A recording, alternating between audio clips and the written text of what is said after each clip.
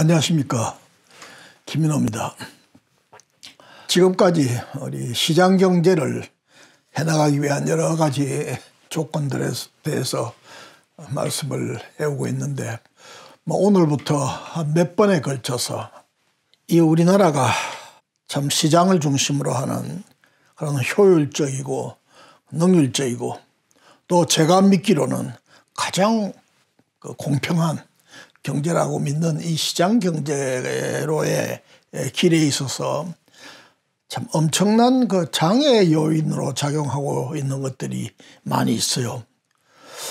이걸 아주 심한 말로 표현하면 시장 경제의 적이다. 공병호 박사 같은 사람은 그 시장 경제와 그 적들이라는 책을 통해 가지고 좀 깊이 있게 이론적으로 학문적으로 또 이 사람들의 사고를 중심으로 해서 이런 책을 쓴 적이 있습니다만은 저는 제가 경험한 것을 바탕으로 해서 쉽게, 그리고 우리가 다 누구나 다 한 번쯤은 생각을 해봐야 되는데 미처 생각하지 않고 있는데, 그것이 시장 경제의 길을 가로막고 있는 엄청난 장애 요인으로 작용하고 있는 그런 요소들, 주로 넓은 의미의 정부, 행정부만이 아니고 국회와 혹은 사법제도를 포함하는 이 국가 전체의 통치 기능을 의미하는 이 정부의 기능과 관련해서 제가 그때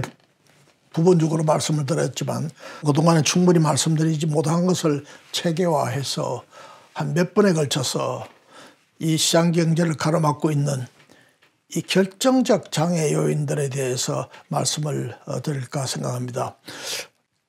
먼저 과거에는 이 정부, 넓은 의미의 정부의 중심이 행정부였는데 요새는 이 행정부가 아니고 오히려 국회가 아닌가. 국회가 하는 일이 국정의 가장 중요한 부분을 차지하는 그런 지금 상황에 이르렀기 때문에 이 국회가 해야 될 일을 제대로 하지 않는 거, 국회가 직무유기를 하는 거, 또 안 해야 될 일을 하는 거, 즉 직권을 남용하는 것을 통해 가지고 시장 경제의 발전에 결정적으로 저해 요인을 제공하고 있는 이러한 것에 대해서 이야기를 할까 이렇게 생각합니다. 오늘은 그 첫 번째로서 그동안에 한번 이야기를 했습니다마는 이 토지 문제와 관련해서 최근에 공시지가 금년 5월 1일 날 아마 이게 확정이 될 텐데,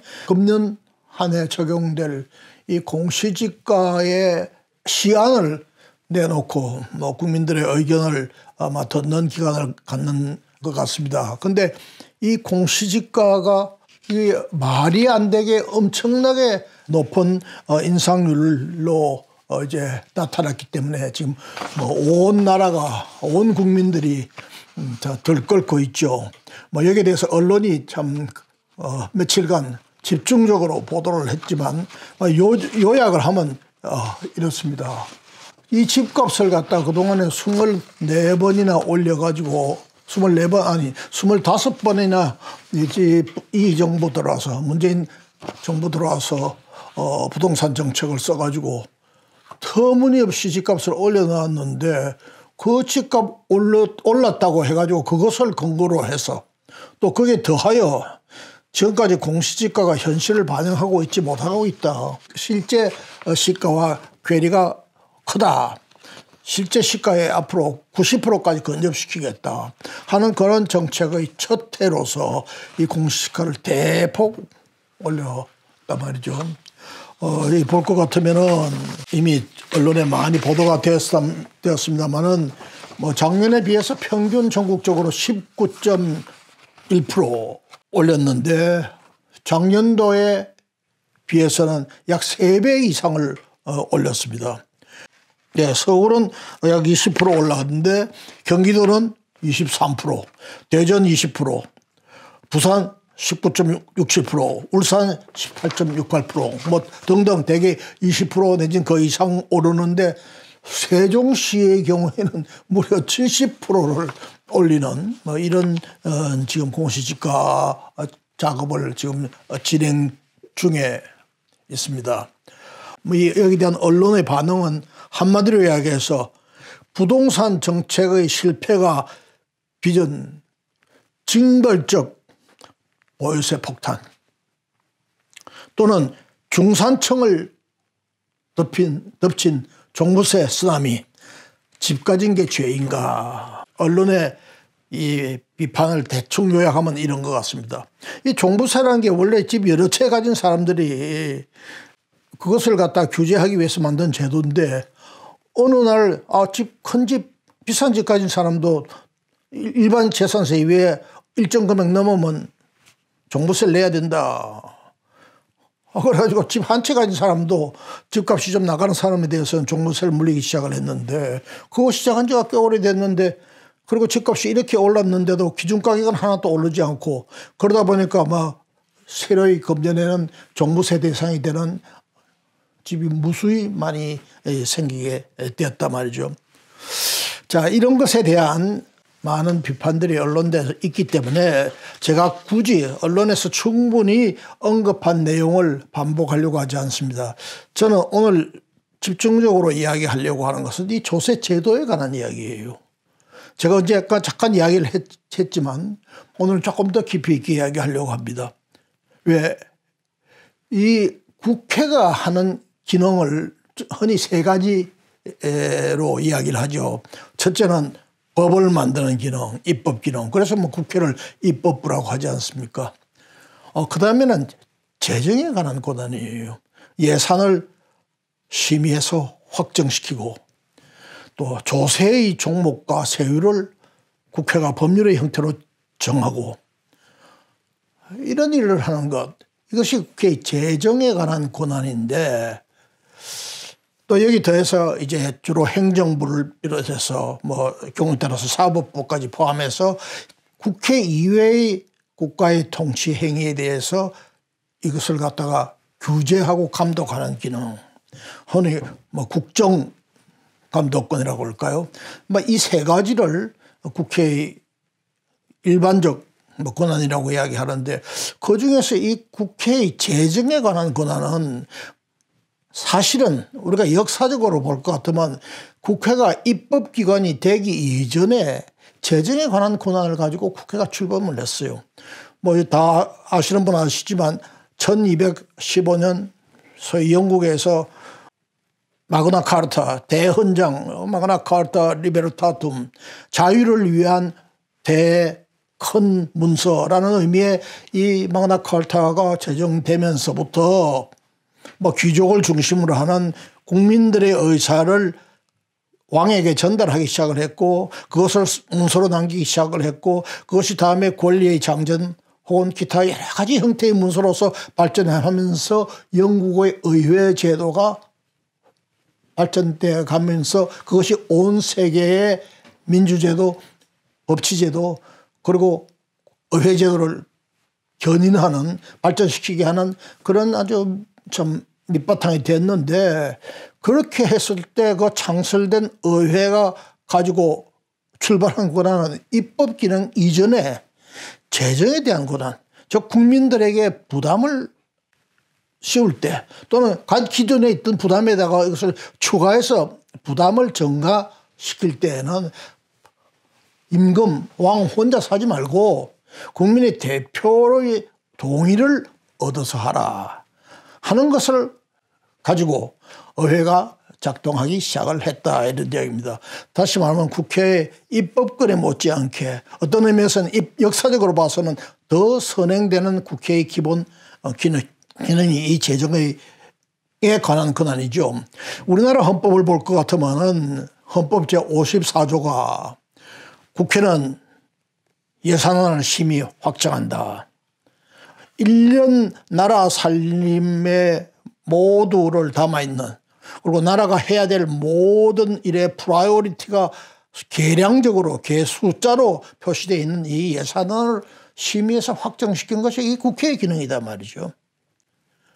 두 번째로 헌법 제59조는 조세의 종목과 세율은 법률로 정한다. 조세의 종목과 세율을 법률로 정한다. 즉 국회의 결의가 없이 새로운 조세를 만들거나 혹은 조세를 더 세율을 높여서 부담을 추구하는 거 할 수 없다 이런 이야기입니다. 그다음에 헌법 제53조 이거 아주 중요한 이 규정입니다. 국회는 정부의 동의 없이 예산의 정액 새로운 비목을 설정할 수 없다.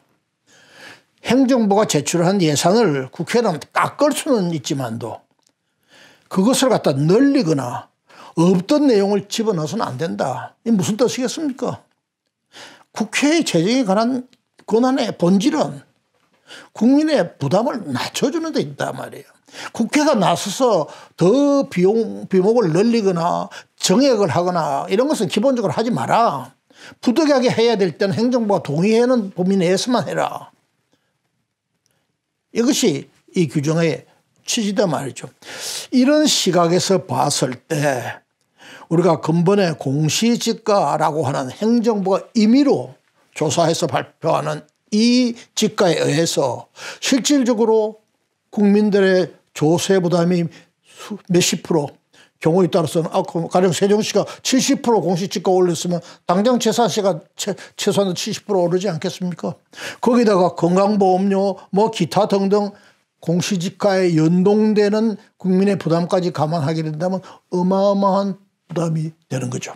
거기다가 종전에는 종합부동산세의 과세 대상이 되지 않던 사람이 새로이 종합부동산세 과세 대상이 됨으로써 또 과거에 내지 않던 새로운 세목의 세금을 내야 된다. 국민에게 엄청난 부담을 전가를 가져오는 건데 전혀 국회의 동의 없이 행정부가 일방적으로 정하는 공시지가에 의해서 결정된다. 그 공시지가를 어떻게 조사했느냐. 왜 옆집하고 나하고 다르냐. 이런 것에 대한 해명, 아무런 해명도 없이 행정부가 정하면 그냥 그대로 따라라. 웬 잔소리가 그렇게 많냐. 한마디로 이야기하면 지금 정부의 공시지가에 관한 정부의 기본 입장은 그런 거예요.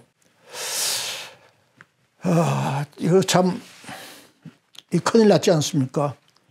이런 식으로 국민의 부담, 그것도 뭐 2, 3%, 5% 이것도 아니고 수십 프로, 50%, 70%까지도 올라갈 수 있는 이러한 국민의 부담을 전혀 국회의 동의를 받지 않고 한다. 이것은 우리가 이야기하는 조세 법정주의에 근본적으로 위배되는 거다. 저는 볼 것도 없이 위헌이다라고 생각하는 사람입니다. 언제 새로 조세 비목을 만들었냐? 세율 높인 적 있냐? 이거는 국민을 속이는 거예요. 국회의 권능을 우회해서 가는 거죠. 이 규정이 말하고자 하는 그 근본 취지는 세목을 만드느냐 뭐 세율을 높이냐가 중요한 것이 아니고 그것을 통해서 국민의 부담을 새로이 전가시키는 것은 그냥 하지 말고 국회에 충분한 심의를 거쳐서 법률의 형태로서 하라 하는 게 그게 이 제도의 본질이란 말이죠. 그런 점에서 봤을 때 참 이것은 너무나 명백한 저는 위헌적 요소를 가지고 있다고 생각합니다. 기존의 공시지가가 비록 시가하고 상당한 괴리가 있다고 하더라도 그것이 재산세의 기타 부담의 근거가 될 때는 그 시가, 그 공시지가의 세율을 곱해서 하는 부담이 적정하다라는 것이 전제되어 있던 것이다 말이죠. 만약에 부득이하게 어떤 이유 때문에 공시지가를 갖다가 시가에 근접하도록 또는 새로이 가격이 상승한 주택가격에 비례해서 혹은 그것보다 더해서 올려야 된다면 세율을 낮춰야 되는 겁니다. 그래가지고 이 부담이 한꺼번에 그렇게 급격하게 늘어가지 않도록 적당히 조정을 해서 국민들이 수용 가능한 상태로서 국민에게 부담을 지어야 된다. 이것은 우리 정부나 국회가 정말 국민을 위해서 존재하는 기관이라고 생각한다면 너무나 당연한 거다 말이죠. 국민의 기본권, 국민의 재산권을 국가가 지켜줘야 된다. 우리 이 헌법을 보는 사람들이 참 문제를 잘못 생각하고 있어요. 헌법에 보면 크게 봤을 때 기본권에 관한 규정하고 통치기구에 관한 규정하고 두 가지가 있는데, 헌법의 기본은 국민의 기본권에 관한 규정, 이것이 더 선행되는 상위에 있는 개념이에요. 국민의 이 기본권을 지켜주기 위해서 국회 혹은 정부 혹은 사법권 이런 모든 제도가 있다. 국가의 통치기구가 먼저 있고 기본권이 있는 것이 아니고 국민의 기본권을 먼저 규정하고, 그러한 기본권은 원칙적으로 특별한 이유가 없는 한 지켜져야 되는 거고, 그것을 지켜주기 위해서 국회를 비롯한 정부 혹은 법원이라고 하는 이 국가의 통치기구가 존재한다. 이것이 근대 헌법의 기본 정신입니다. 저는 정말 집 가진 게 죄냐 하는 이 국민들의 원성에 대해서 지금 정부나 국회가 저는 무관심한 듯한 이러한 태도. 정부는 그렇다 치고 국회는 자기가 가지고 있는 재정권을 이 정부가 사실상 우회해서 완전히 지금 침해하고 있는 데 대해서 좀 말 한마디 안 하고 있단 말이죠. 이 국회가 뭐 하는 국회냐. 이런 국회들 과연 그대로 내버려 둬도 되느냐 하는 심각한 문제의식을 제기하지 않을 수가 없습니다. 이건 국민 저항권의 대상입니다. 우리 국민들이 저항해야 돼요. 저는 이 국민의 국가의 기관에 대해서 최종적으로 갖는 권리, 국민의 저항권 아니겠습니까? 이런 식의 집값을 인상을 하고 또 세금을 인상을 하고도 존립한 정부는 지구상에 없습니다. 이 정부는 앞으로 어떤 결과가 초래될 것인지에 대해서 깊이 생각을 해야 된다고 생각을 합니다. 조세 문제가 나온 김에 한 가지 더 이야기한다면, 우리가 흔히 조세를 매길 때는 그 조세를 매기면서 오는 효율과 그것을 부담하는 사람의 능력, 이 두 가지를 비교 교량해가면서 조세를 매겨야 되는 거예요. 또 특히 이 재산세와 같은 이 보유세의 경우에는 그 보유하고 있는 재산을 팔아가지고 다른 데로 가서 다른 집을 사겠다 하고 했을 때는 동동 내지는 그 이상의 집을 살 수 있는 정도의 수준에서 세금이 결정이 돼야 된단 말이죠. 그 집을 팔아가지고 그 집값의 약 반을 세금으로 내고 집을 줄여가지 않으면 도저히 그 세금을 부담할 수가 없다. 이건 정부에 의한 국민의 수탈입니다.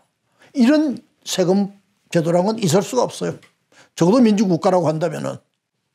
다음으로 중요한 것은 우리가 흔히 세금을 낼 때 그 세원으로서 소득, 재산, 소비 이렇게 세 가지를 이야기합니다. 그래서 소득세, 재산세, 소비세, 이것이 보통 조세의 세 가지 종류, 이름은 각각 조금씩 달리 하더라도, 근데 사실 따지고 보면은 재산에다가 세금을 매기거나 소비를 할 때 세금을 매기는 것은 하나의 소득을 포착하기 위한 수단으로서, 통로로서 그것이 원용되고 있을 뿐이지, 세금을 낼 수 있는 원천은 어디 있느냐? 소득에 있는 거예요. 소득이 없는 사람은 설사 재산을 가지고 있다고 해도 그 재산을 처분하지 않으면 세금을 낼 수 없는 거단 말이죠. 그렇기 때문에 우리가 정말 제대로 된 이 조세제도, 그리고 국민들에게 가장 형평이 있는 그런 조세제도를 생각한다면 소득에 비례해서 세금을 내는 것, 또는 누진과세의 경우에는 적정한 누진세를 매겨서 부담하는 것, 이것이 가장 적정한 혹은 적절한 조세제도다.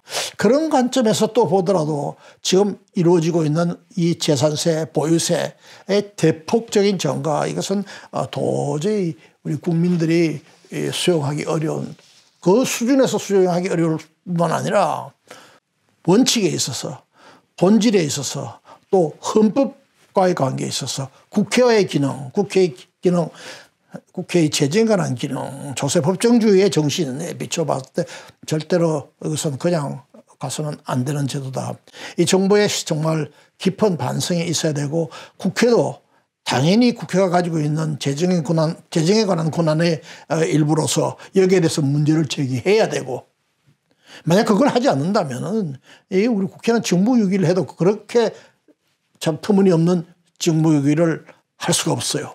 이 국회도 반성을 해야 되고, 우리 국민들은 여기에 대한 정당한 의사표시를 해야 되고, 그러고도 이 정부가 또 이 국회가 거기에 대해서 충분히 귀를 기울이지 않을 때는 최종적으로 국민의 저항권이 발동될 수밖에 없다고 하는 우리 민주국가에서의 의사결정 체계에 대해서 저는 다시 한번 말씀을 드리고 싶습니다. 이 걸림돌, 이것이 우리나라의 시장 경제의 발전을 저해하는 가장 중요한 것 중에 하나다 하는 것을 상기시키면서 오늘 제 말씀, 시장 경제의 장애물들의 그 첫 시리즈의 그 첫 편을 마치도록 하겠습니다. 경청해 주셔서 감사합니다.